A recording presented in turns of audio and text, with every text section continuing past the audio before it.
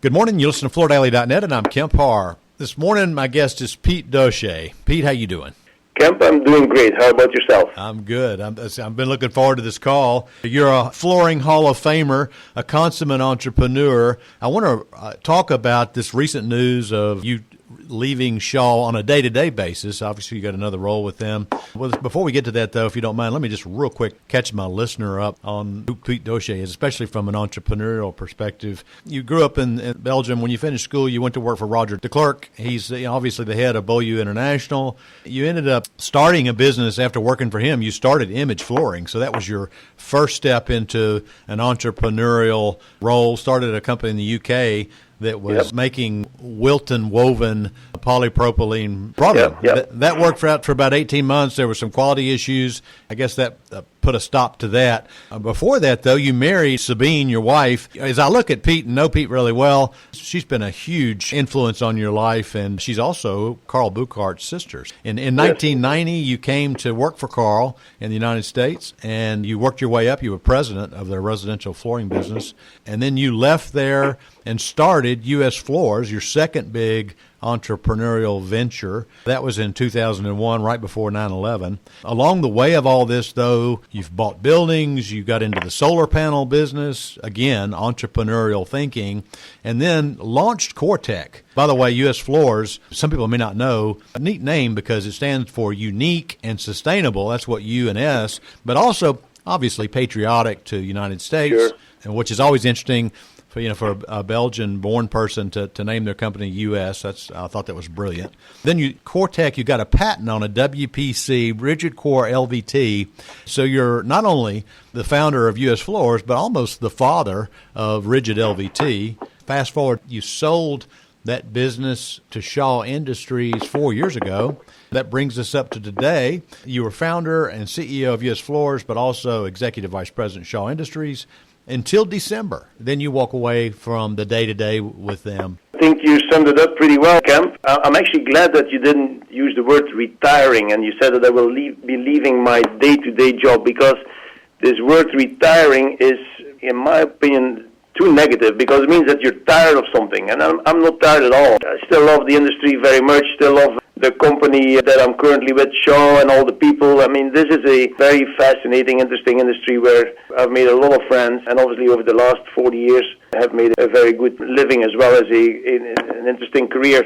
Talking about USFloors as the name, yes, indeed, unique and sustainable, but as well very much United States, because, I'm a first-generation immigrant. I came to the States because this was the can-do country that I visited when I was 18, between high school and university, and I wanted to be part of it. So I really am so fortunate that I have been able to live and create the American dream in a fantastic country with fantastic people in an unbelievable industry. Yeah, I'm an entrepreneur, and when Shaw looked at buying USFloors, they looked at buying a few things. First and foremost, of course, the CoreTech brand and the CoreTech product, but I think as well an entrepreneurial team and an entrepreneurial spirit that was instilled in the organization, and that's what we've been doing for the last 4 years while we were integrating USFloors into Shaw, is how to really continue to bring that entrepreneurial spirit in the organization. Yeah. So I think the question everybody wants to know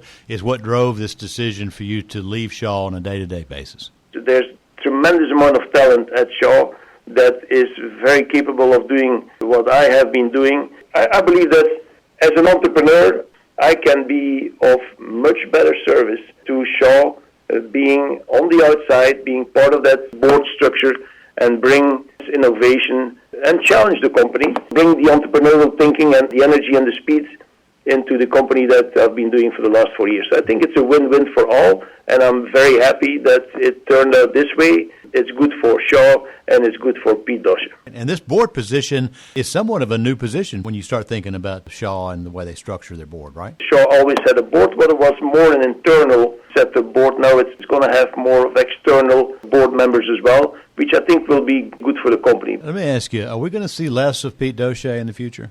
Christ, no. No, not at all. I love the industry. I love what I'm doing. That's where I build my business.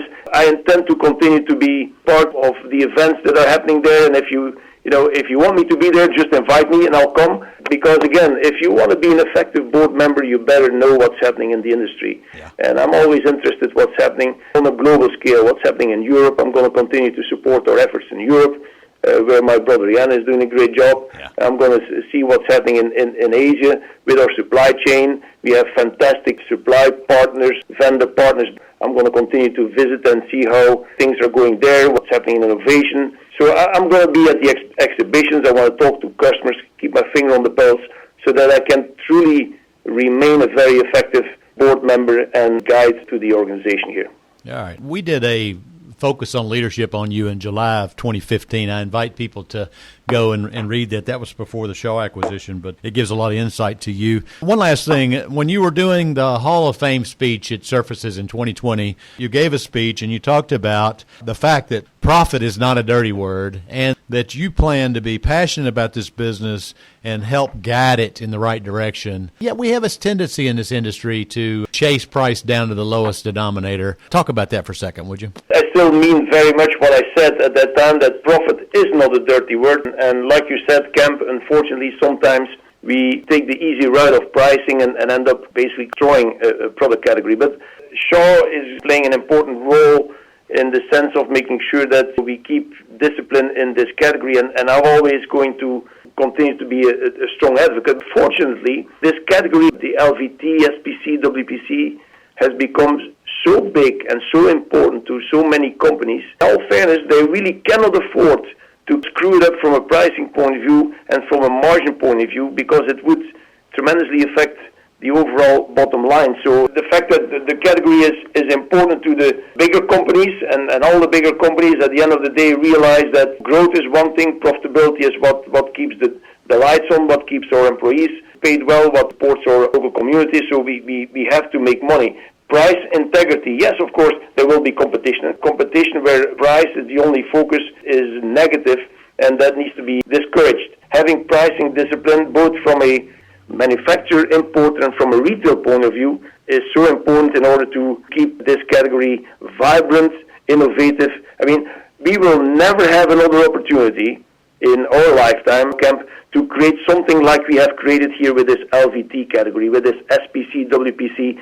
I mean, the growth that we've seen, the changes that this has brought to the industry, the opportunity to make money for all of us involved, the excitement, we'll never see that happen again. And shame on us if we screw it up. Shame on us if we let it become the commodity categories. Yeah, you know what they say at the Wharton School, price is what you talk about when you have no brand and no innovation and quality. Yeah, brands like Cortec basically endorse this type of thinking, and that's what we always wanted to do, is making sure that within the brand there is embedded the credibility and the integrity, the focus on innovation rather than focusing on price. Mm-hmm. One last question before we go. Have you carved out any more time for your real personal passion, which is racing sailboats?